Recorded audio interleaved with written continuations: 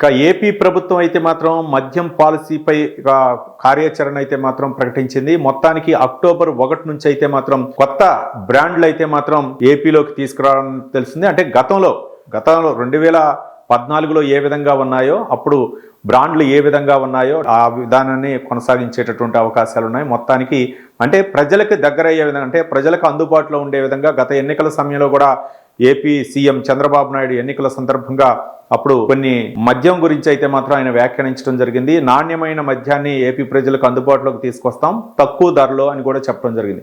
ఇదే అంశాలపై ముఖ్యంగా హై బ్రాండ్లు, అలాగే ప్రీమియం, లో ప్రైస్ ఉండేటటువంటి బ్రాండ్లు అయితే మాత్రం అంటే ఒక విధంగా చెప్పాలంటే సరసమైన ధరలకే మద్యాన్ని ఇచ్చే విధంగా, మరోపక్క వీటిపై అయితే మాత్రం అంటే పూర్తిగా ప్రైవేటు వైన్ షాపులే, ప్రైవేటు మద్యం షాపులనే తీసుకొచ్చే విధంగా కార్యాచరణ ప్రణాళిక అయితే ఉంటుంది. గతంలోనే శ్వేతపత్రం మద్యం ఎక్సైజ్ పై అయితే మాత్రం ఆయన శ్వేతపత్రం కూడా విడుదల చేయడం జరిగింది. రాష్ట్ర ఆదాయం కూడా ముఖ్యంగా ఈ యొక్క ఎక్సైజ్ పైనే, ఎక్సైజ్ ఆదాయమే ఎక్కువగా ఉంటుంది కాబట్టి దీని మీదే రాబడి ఏ రాష్ట్రమైనా సరే ఆర్థికంగా నిలదొక్కోవాలంటే అది మద్యం పాలసీ పైనే, మద్యం విధానం పైనే ఎక్కువగా ఉంటుంది. కాబట్టి ఇప్పుడు గతంలో ఉప ముఖ్యమంత్రి పవన్ కళ్యాణ్ కూడా చెప్పడం జరిగింది, మద్యాన్ని అయితే మాత్రం రద్దు చేసే పరిస్థితి ఉండదు, మద్యాన్ని నిషేధించే పరిస్థితి ఉండదు ఆంధ్రప్రదేశ్లో.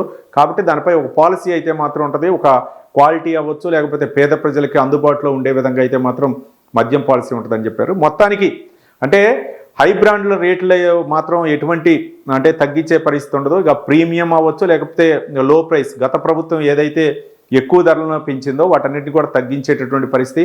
ఇప్పుడు సాధారణంగా క్వార్టర్ 200 రూపాయలు అట్లా ఉంటే 150 రూపాయలు, 125 రూపాయలు ఆ మధ్యలో ఉండే విధంగా ధరలు అయితే ఉండేటటువంటి అవకాశాలు ఉన్నాయని చెప్తున్నారు. మరోపక్క అత్యంత తక్కువగా కూడా కొన్ని రకాల బ్రాండ్లు అయితే మాత్రం తీసుకొచ్చేటటువంటి అవకాశాలు ఉన్నాయి. అంటే ఇప్పుడు చాలా మంది కూడా మద్యం ప్రియులు పక్క రాష్ట్రాల దగ్గరికి వెళ్ళటం, అలాగే తెలంగాణ అవ్వచ్చు, లేకపోతే కర్ణాటక, మహారాష్ట్ర, లేకపోతే తమిళనాడు నుంచి వస్తున్నటువంటి మద్యం సీసాలను తీసుకురావటం, మరోపక్క మిలిటరీ సీసాలను కూడా పక్క రాష్ట్రాల నుంచి తెప్పించుకోవటం, ఇట్లా జరుగుతున్నాయి. ఇవి కూడా చెక్ పోస్టుల దగ్గర పట్టుకోవటం, వాళ్ళకి పోలీసులు వాళ్ళని అదుపులోకి తీసుకోవటం, ఇట్లా జరుగుతూ ఉన్నాయి. ఎక్కువగా కూడా కేసులు వాటి మీద నమోదవటం, ఈ మధ్య కాలంలోనే వాటన్నింటినీ కూడా పట్టుకున్నటువంటి మద్యాన్ని కూడా ప్రొక్లైన్ తోటి తొక్కించి అవి ధ్వంసం చేసినటువంటి సిచ్యువేషన్ కూడా మనం చూసాం. ఈ నేపథ్యంలోనే కొత్త బ్రాండ్ని తీసుకొచ్చి, కొత్త మద్య విధానాన్ని తీసుకొచ్చి ఏపీ ప్రజలకు అందుబాటులో తీసుకురావడం, మరోపక్క ఈ సమస్యలు కూడా కొన్ని వచ్చేటటువంటి అవకాశాలు ఉన్నాయి.